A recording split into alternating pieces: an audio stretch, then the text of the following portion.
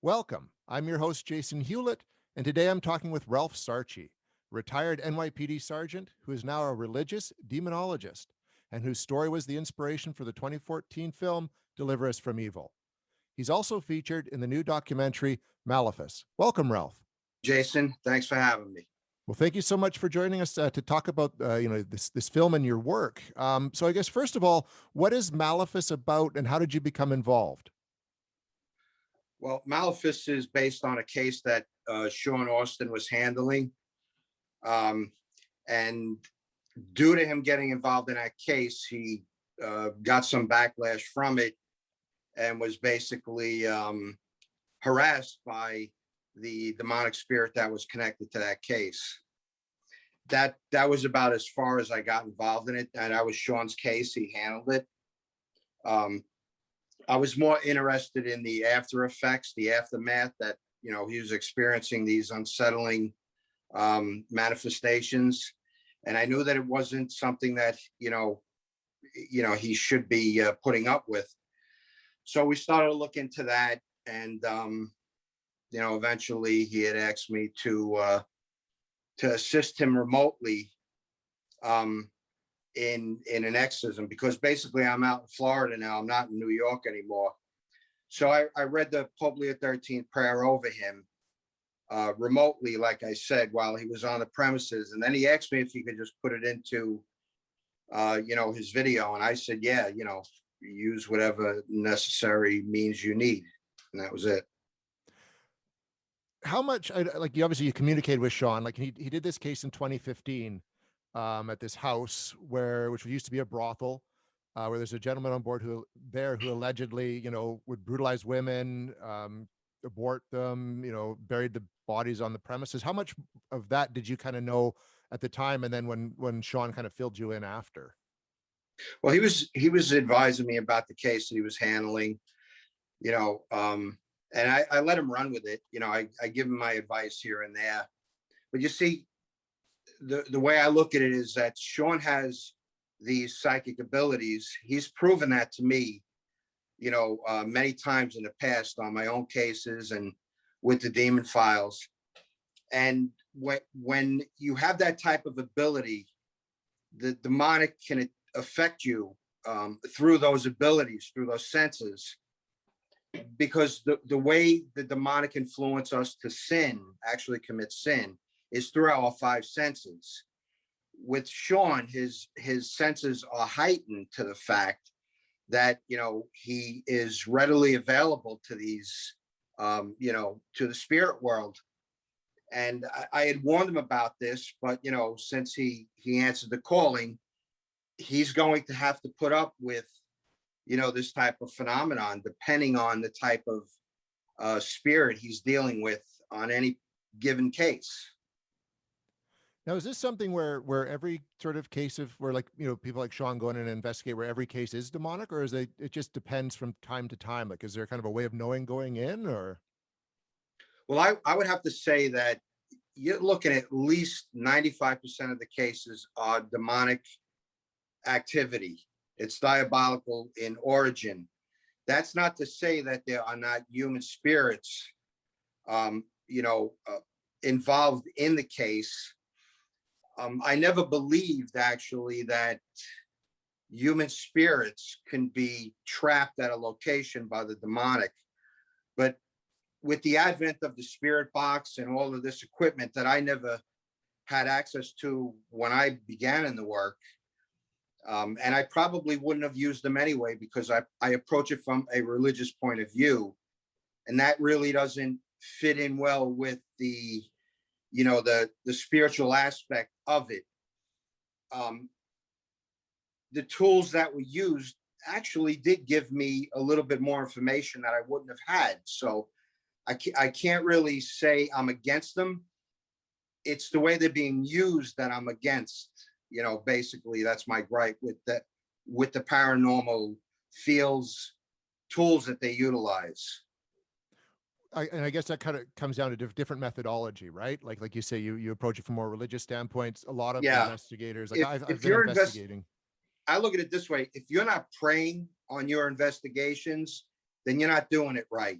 You know, it's more of a waste of time to go into an abandoned building. I understand it's fun. You know, people look at it as a hobby. You know, there's an element of danger connected with it. They don't realize how much danger actually is connected with it. And there are a lot of people that were in the paranormal field that found that out. Sean isn't one of them because he investigated with me soon after he started to get into paranormal investigations. And I think that I set him on the right path and the right track that he should be. And that's where the prayer comes into the investigations. Without it, it's a waste of time. How did you and Sean meet? Well, actually, it was due to Deliver Us from Evil being released in the theaters. Sean had a podcast back in the day, and he had reached out to me. We did an interview, and I liked him. So I asked him if he'd like to investigate cases with me, and he accepted, and he said, yeah, sure. So we, you know, I brought him into the Demon Files and gave him a basis on how he should go about investigating cases. Nice. So it was a good groundwork for him, like, and a good opportunity on his part to kind of get in on what you were doing already, which was fantastic, and led to this experience. How do you know, like you say, like, not like 95% of these cases would be considered sort of demonic or diabolical in influence. What are the telltale signs to look for as an investigator? Well, it's usually the phenomenon itself. So human spirits are very weak in the spirit world. We are very weak in human form as far as affecting the natural order that God instituted. We can't really affect things to the desire or to the degree of a lot of people think that they can. And when people die and move into the spirit world, that doesn't change. So we're very limited as to what or how the physical world is being manipulated. The demonic, on the other hand, are something totally different. They don't operate within the natural order that God instituted. They operate outside of it, but they're powerful enough to actually affect the physical world we live in. So we look for the types of phenomenon. It could be very tricky at times because there is a certain class of demonic spirit that will manipulate and con the human people on this earth. I've handled numerous cases where the people believe that they're dealing with a human spirit when in fact they're dealing with a demonic spirit, and they don't find that out until later. There are certain rules that the demonic will play by. They can't skirt those rules unless God allows them to do that. And they have such an advantage on us that God keeps them very, very strict to these rules. He doesn't let them stray outside of it. In most cases. Okay, and then I noticed there's sort of many times in the film and lines where it's talking. The one spirit says to Sean, like, there are rules. So is it talking about playing within God's rules at that point, or is that how you interpreted that? Yeah, that's the way it was interpreted because of the way the case had gone. Through prayer, Sean believes that he was able to free up some of those human souls. For whatever reasons, they're still trapped on this earth. We don't know much about that. Even my own mentor, Father Martin, didn't have much to say on human spirit, but it's a reality because it is an actual scripture that, when Jesus appeared to his apostles during the Pentecost, he told them, I'm not a spirit, meaning that he could have been. So they were dealing with spirits even back in, I would have to say, in Old Testament times. This is not a new phenomenon. But like I said before, human spirits, there's very, very little that a human spirit can do to a living being or the environment that that person or that spirit is trapped in. what can someone do then, say, to protect themselves against this kind of demonic influence? Like, what could Sean have done once it started to sort of show itself in his life and affect his life in the years between the initial investigation and going back in? Well, the advice that I gave to Sean was that he needs to definitely make sure that his spiritual life, is where it must be. He must be following the will of God. He must be living according to the commandments of God within his lifestyle, and he's not to stray out of that. Receive the body, blood, soul, and divinity of our Lord Jesus Christ every Sunday at Mass, which is a holy day of obligation. Confession at least once or twice or once every 2 weeks. You need to keep yourself in a state of grace. You cannot be living in a state of mortal sin. And the rosary, praying the rosary every single day is a weapon against the demonic. They can't stand it. And if people only realized how much power they can have over the demonic, it would be actually laughable. It's a laughable situation. But I must warn you that in Scripture, Jesus himself says that we should not rejoice in the fact that the devil and his demons are subjected to us in his name, but to rejoice that our names are written in the book of life. You have to take that seriously. Is maintaining your name in that book of life in order to have the protections. And then if God wills that he uses the demonic as a cross for you, then, you're going to have to deal with it. In this instant, I don't think that was the case. I think that Sean got involved in something that he didn't quite understand. We were all there at one point, and he realized the ramifications of messing around in the spirit world, which we are commanded by God not to do. We're commanded, do not communicate with the spirit world. And to clarify that, I believe what the interpretation of that scriptural passage, I don't know it off the top of my head, what passage it is, but is that we should not be communicating with the spirit world for personal gain, for self-gain. I believe that we are afforded protections when our motives are pure in the fact that we're getting involved in this particular situation to help somebody who needs help. And it's not for our own personal glory, but basically for the glory of God. That's where you have to operate from. And if you're not doing it that way, you're on very, very dangerous ground. And you kind of mentioned that in the bit of a pre-chat, is that if you're sort of, Sure. they only pay attention to you if they have a reason to, right? And a lot of people, they have no reason to play. So if you're kind of starting to step into their realm and messing with what they want, they're going to notice you, basically. Oh, if you become a threat to them? Yeah. Oh, heck yeah. They're going to be watching. They're going to be looking how they can make you fall and how they can tempt you. So they're going to look for your weaknesses, because neither the angels nor the demons of hell can read a person's soul or know what motivates them unless God allows them to see it or know it. Padre Pio, St. Pio had the ability to read a person's soul. He can see the sins on their soul. And when they didn't confess them, he'd remind them of it. He also was able to see if they were truly sorry for their sins or not. So the devil cannot read your soul. He doesn't know what motivates you, but they are very, very intelligent beings. And he will study his victims, his prey, and he'll find the weaknesses in the nature that's inherent. It's inherent in all of us human beings, these weaknesses that we have. And there are many and great beyond number.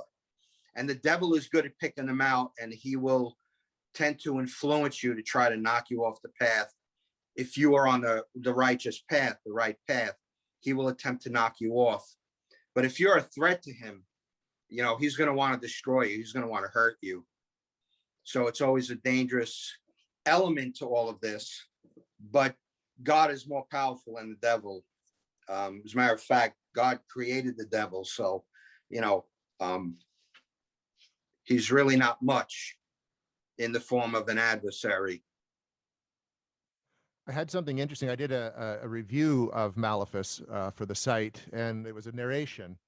And when I read the phrase, you know, a demon from hell, because I was explaining it, on the audio, I heard a low growl come across that was really, I didn't hear it when I was doing it. There was nothing that could have caused it. And I got to admit, like that made me step back a bit after recording it. I'd never had anything like that happen before. Yeah. Well, you see that the fallacy is that when a demonic spirit is possessing a person or infesting a home, that the pains of hell are lessened for them. And that's not really correct as far as the nature. They're not bound by anything physical. So there is no distance within the spirit realm. There's no time and there's no really distance. Try to think about that for a while. It'll send you a little batty trying to wrap your head around that, you know, but I've given that up a long time ago.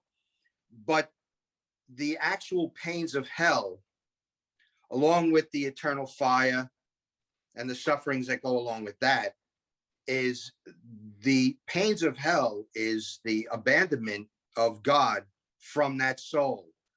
And that doesn't lessen because that demon is active in possessing or oppressing a person or infesting a particular home. So when they're reminded of the fact that they are inhabitants of hell, that response is probably going to be, you know, something that you'll get. You'll receive that growl, that anger, that hatred for God. They realize that God abandoned them actually, and they hate him for it. You know, even though they rebelled against him. That's a narcissistic behavior. Devils are responsible for that. It was weird. I had to do the take a couple times to get it clean enough to use. I've never had that happen before. So it was startling to me. What? So. Oh, with the growling? Yeah. I'd never had that happen while doing something like this, especially something that was just a review. You know what I mean? It was really interesting in a scary way. Basically. Well, they have the ability to imprint more on your films. Like right now, you can go back and review them and hear or find something else on there because they have that ability to imprint whatever they want on this atmosphere. They're that powerful. It's you've been doing this work for quite a while now, as you like to call it, Ralph. Are you still actively engaged in the work and out there helping people, or? I'm more in a role of advisory, you know, consulting. You know, people contact me, they'll, you know, tell me about the things that are going on, and I try to lead them to the right clergyman to you know, to help them out, because there seems to be a lot more clergymen involved in actually handling cases than there was when I first started out. If you went to your local parish and try to get the priest to help you out doing an exorcism, he's going to tell you to go to the mental institution and check yourself in, you know, because the devil doesn't exist, and you're suffering from mental problems. And that unfortunately, you know, was the tone that I wrote in my book about the clergy that I've dealt with. So a lot of them, they don't like me because, you know, they don't like to be called out, but that's just the way it is. You know, when a priest is on the altar, I will not utter anything bad about them. But when they're off that altar, then, you know, they're not subjected to ridicule as far as I'm concerned. They're not doing what they're supposed to do. But thank God in this day and age, we have a little bit, you know, more participation by the clergy, which makes it a little easier. They're more receptive to helping these people out. so I don't have to travel great distances anymore, you know, to do these things.